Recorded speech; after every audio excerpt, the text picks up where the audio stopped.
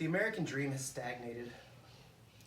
We are raised to believe that this country is founded on the principle where we can all pick ourselves up by our own bootstraps and give ourselves and our families great lives.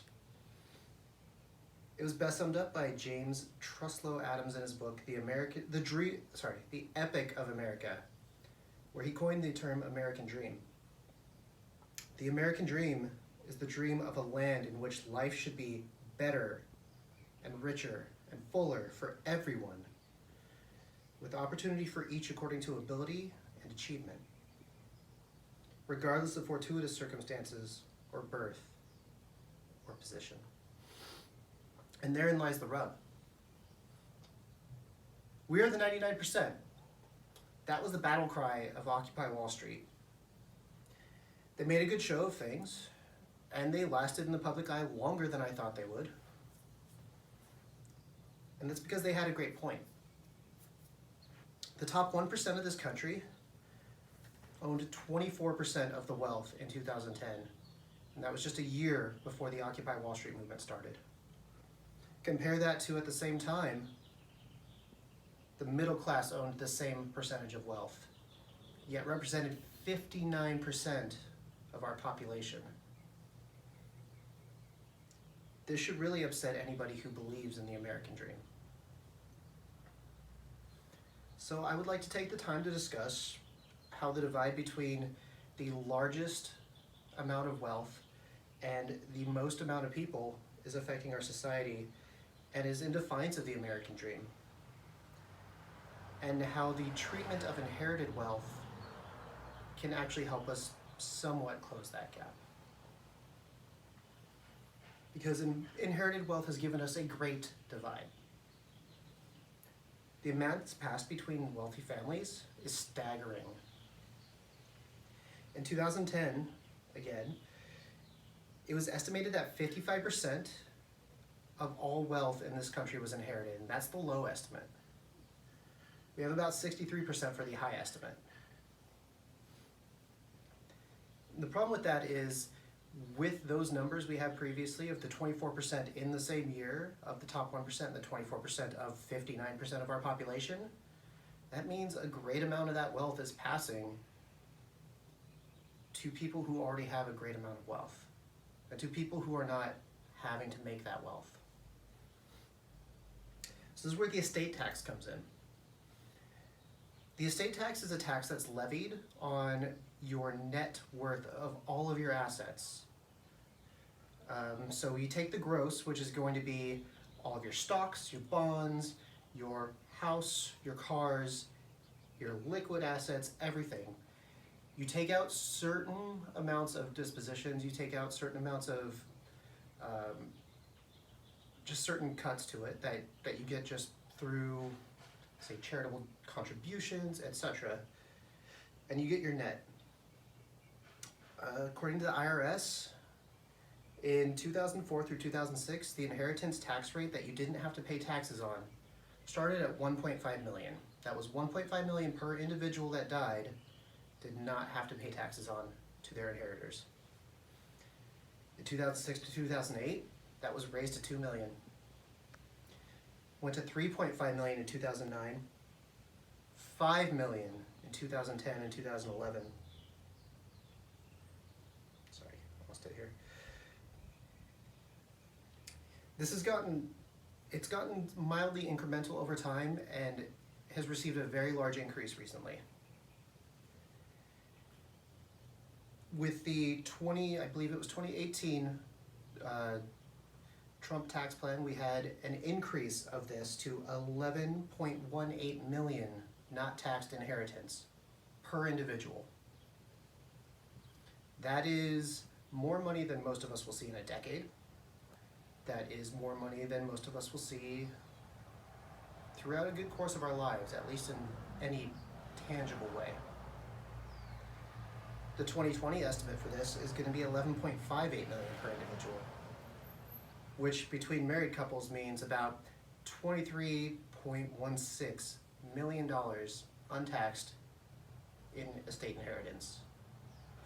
This is showing us that the wealthy can continue to transfer more wealth to their inheritors. And the only means of which the inheritors get this is because they won the lottery on birth. Now we do have a graduated tax rate after that. The highest amount for the tax rate on estate taxes is 40%. The estimated amount that most people pay, and this is again above that 11.58 million per person, is going to be about 17%. And there are a lot of reasons for this, including tax loopholes. So we know that the concept of an estate tax does do us some good. But what can we do to gain that benefit as a society? I've got a somewhat two-step plan of trying to close tax loopholes for this and incentivize economic growth from these people. First, we need to overhaul these loopholes. A major one of these loopholes is what's called a grantor retained annuity trust.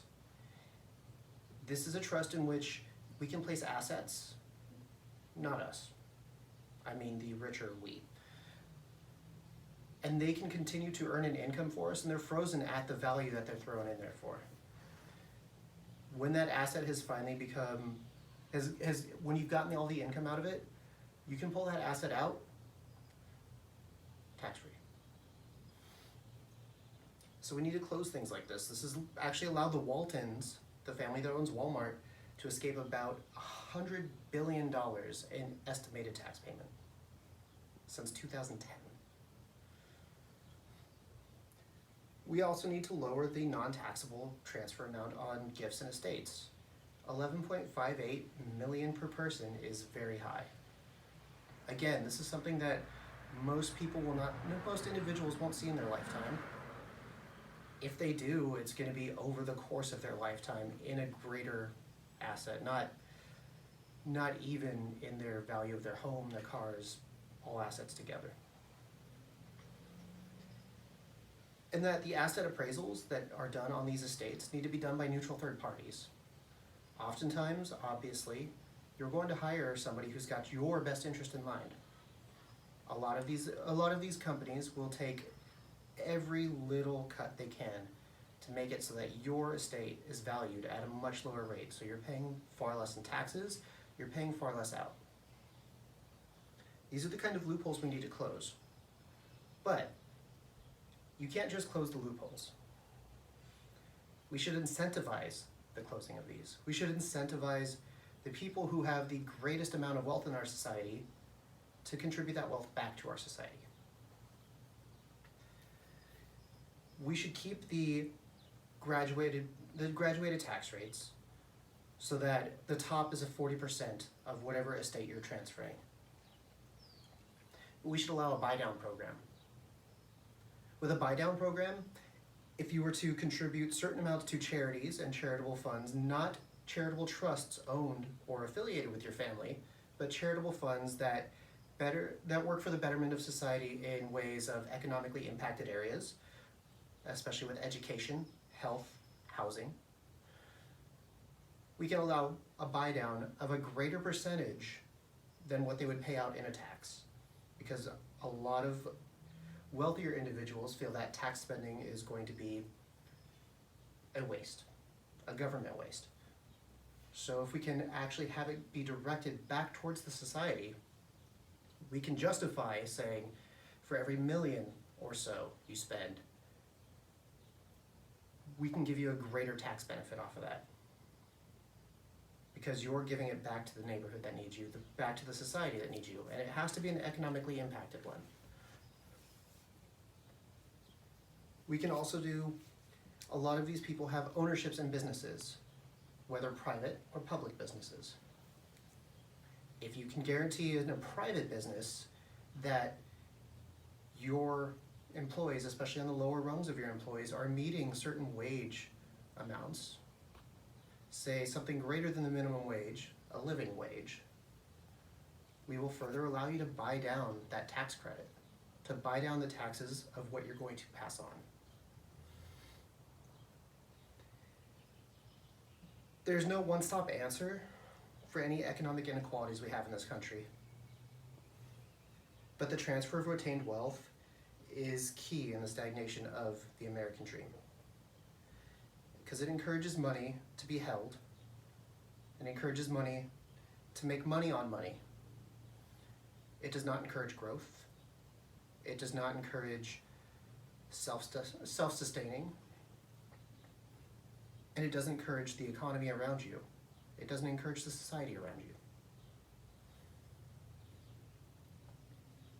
This is money not being redistributed into our system when it's held. And a key